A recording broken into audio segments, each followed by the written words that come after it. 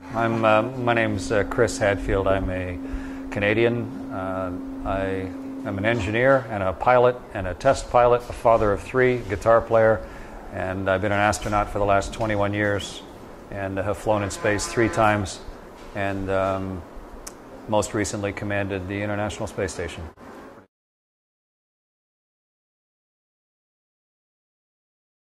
Sure. I think at the core of it, what is needed is competence. You have to be competent at the beginning, right? And so the core education is absolutely critical, but it's not everything.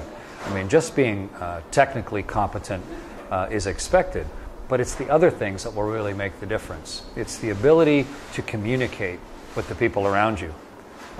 It's the ability to prepare for things that are going to go wrong. A lot of people just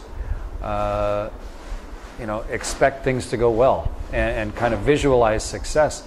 There's no point in it, really, because things always go wrong. That's a guarantee.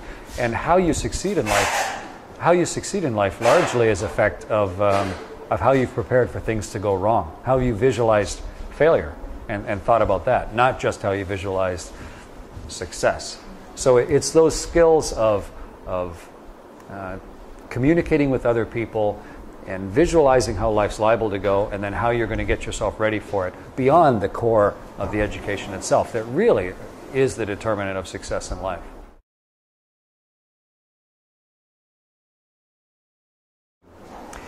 When you're an astronaut inside a spaceship, one of the common things we say to each other is, and it sounds a little funny, but we say, what's the next thing that's going to kill me? What is the next thing that's going to kill me or kill us? And it's obviously, it's probably not going to kill you, but it's a way to focus everybody's mind on what really matters. How do you prioritize? Inside a spaceship, there are a million things competing for your attention. And if you don't understand how to pay attention to the ones that really matter, then you're probably going to miss something critical, and you will make the wrong decision at the wrong time or the right time.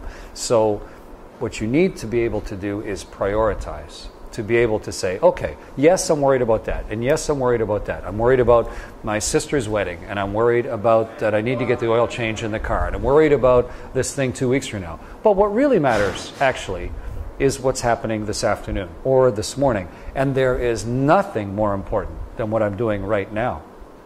It's worth thinking about that. Just by definition, there is nothing more important than what you're doing right now. And that's worth concentrating on. And then the next thing. And constantly in your back of your mind, if you just remind yourself, what's the next thing that's going to kill me? Then that helps you keep track of how to focus on what's really important in your life, and then maybe be able to pick out of all the noise the actual little melody of things that are your responsibility.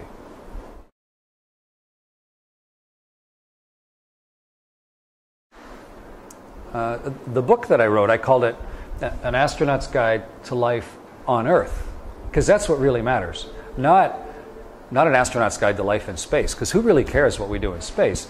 It's technically important, but it's actually the life on Earth that gets you ready to fly in space. It's the years of unseen preparation. It's the skills that you develop, but even the soft skills that you develop, the way that you cope with problems, the way that you learn things, how you've decided and invented to work with a team, how you come into a new situation.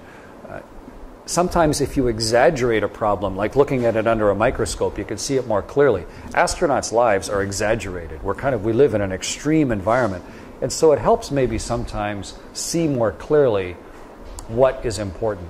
What coping mechanisms can you use to be better successful in life?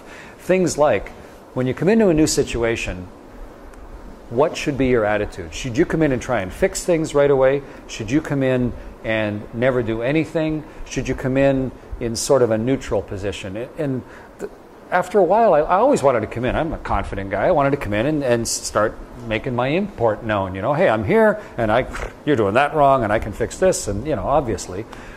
But I learned a little later in life that you're almost always better, unless the building's on fire and you need to react right away, you're better to come in and aim sort of to be a 0 at first. Aim to be a 0 for a while. And then maybe after a while, you'll see a way to be a +1 and a positive effect on what's happening. But if you come blundering in, immediately thinking that you're God's gift to the situation and you're a big +1 influence, everybody around you is going to know that you're a -1, that you're in fact causing more harm than good. And so if you can think about that, okay, I'm coming into whatever, I'm coming into a shop, back into my family, into a new job, into a job interview. Let's look at what the real circumstances are here, and let's aim for a fairly neutral thing at first until I truly see the subtleties of what's happening around me, and then look for incremental, deliberate ways to end up being a positive influence. And it's one of the things I learned to be successful as an astronaut, but that's really pervasive in how I treat everything in life.